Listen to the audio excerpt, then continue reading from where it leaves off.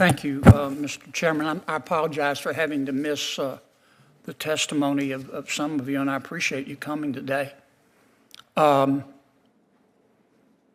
Professor Franks, let me ask you, I listened to your and Ms. Hemingway's testimony and Professor Turley, so I got part of it. As I understand it, your position, Professor Franks, is that I think you used the word myth. It is a myth that the Biden administration used government to compel speech, private speech, but that the Trump administration is doing that. Is that a fair characterization? Yes, that's correct. Okay. Welcome back to the channel, Patriots. Before we dive into this unbelievable exchange, make sure to like, subscribe, and hit that notification bell so you never miss a breakdown of the truth the mainstream media won't touch. Now let's get into it. During a recent Senate hearing, Senator John Kennedy took on Professor Mary Ann Frank's, a left-wing academic who seems to think America is built entirely on hate and patriarchy. Kennedy didn't hold back, and for good reason. This woman has written and tweeted things that sound more like an activist rant than the words of a constitutional scholar. Thank you, Mr. Chairman. I apologize for having to miss the testimony of some of you, and I appreciate you coming today.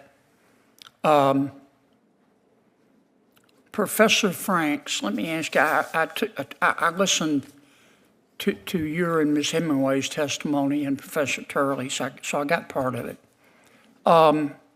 As I understand it, your position, Professor Franks, is that I think you used the word myth. It is a myth that the Biden administration used government to compel speech, private speech, but that the Trump administration is doing that. Is that a fair characterization? Yes, that's correct. Okay.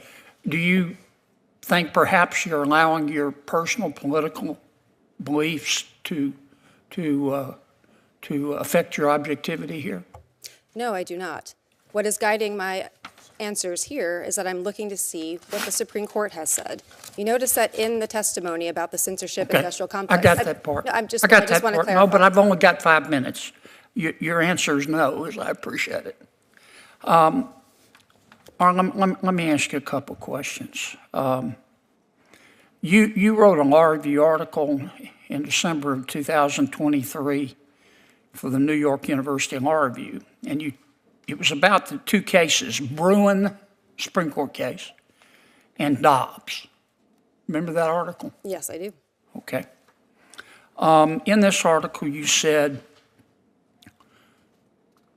I'm going to quote your words, "Taken together, these two cases demonstrate that the Supreme Court has embraced the use of the Constitution as a tool of racial patriarchy," end quote. Did you say that? Yes. Okay.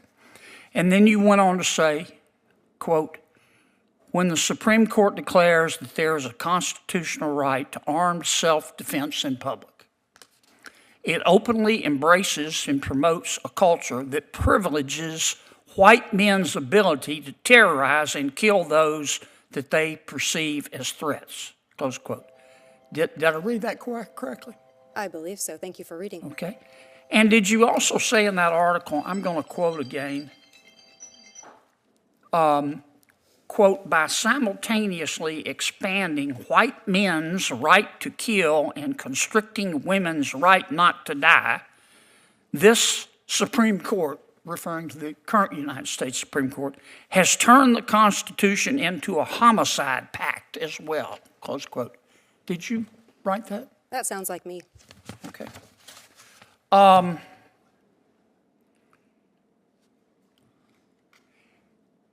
In November of 2024, you tweet, don't you? I'm not sure what the current terminology is for it, but yes, I am sometimes on the social platform that was formerly known as Twitter. Yeah, you're on a lot, aren't you? I'm not sure what the relevance of that is. You try to be provocative on there, don't you? Again, I'm not sure what the relevance Well, of this question is. let me show you the relevance. On November 7th, 2024, from your tweet, here's one of your tweets at 2:41 p.m., quote, The majority of Americans hate women. The majority of Americans hate women more than they love anything, including democracy, close quote. Did I read that correctly?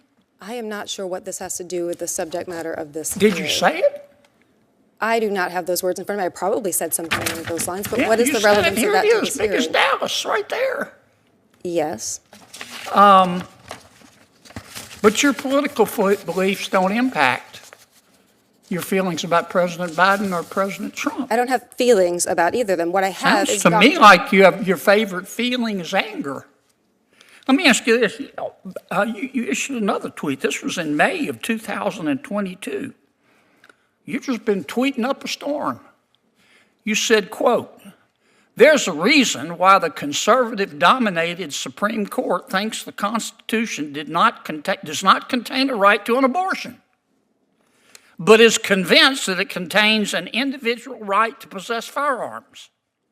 And that reason is white male supremacy," close quote.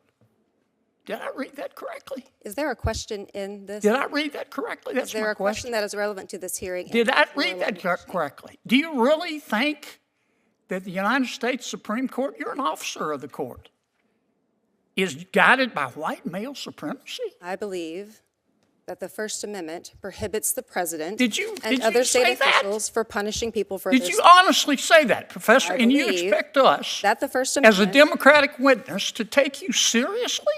Are you kidding me? I believe that you should take You the First heard of Amendment curb your seriously, sir. enthusiasm? Here's my saying, curb my nausea. I Thank you. believe that you should The take time the First has Amendment expired. Thank seriously. you. Senator Durbin. In her own article, Franks claimed that the Supreme Court has embraced racial patriarchy and that by supporting the right to self-defense, the court promotes a culture that privileges white men's ability to terrorize and kill. Think about that. She's talking about your Second Amendment rights, your right to protect your family as if it's some tool of oppression. That's the twisted mindset the far left has adopted. Kennedy pressed her on those words, reading her statements back to her verbatim. And what did she do? She dodged, deflected, and tried to claim that her personal politics had nothing to do with her so-called objective legal analysis. But her record speaks for itself. This professor also tweeted that the majority of Americans hate women more than they love democracy. That's what she thinks of her own country. These are the people Democrats are bringing in to testify about constitutional rights people who openly despise America, the Supreme Court, and the values our nation was built on. Kennedy wasn't having it. He held her accountable, calling out her bias and exposing how out of touch she really is. His closing line said it all: curb my nausea. And honestly, I couldn't agree more. Here's the bigger issue. This isn't just about one radical professor. This is the kind of mindset shaping law students, influencing media narratives, and whispering into the ears of left-wing politicians. These people want to redefine the Constitution not as a shield for liberty, but as a weapon against traditional American values. Patriots, this is why we fight to defend our rights. Our right to free speech, to bear arms, and to think independently without being labeled as white supremacists for believing in self-defense. We can't let academia and activist judges rewrite our history or our freedoms. If you believe in truth, liberty, and the Constitution, hit that like button, share this video, and subscribe for more. The left has their megaphones, but we have our voices, and it's time we make them heard.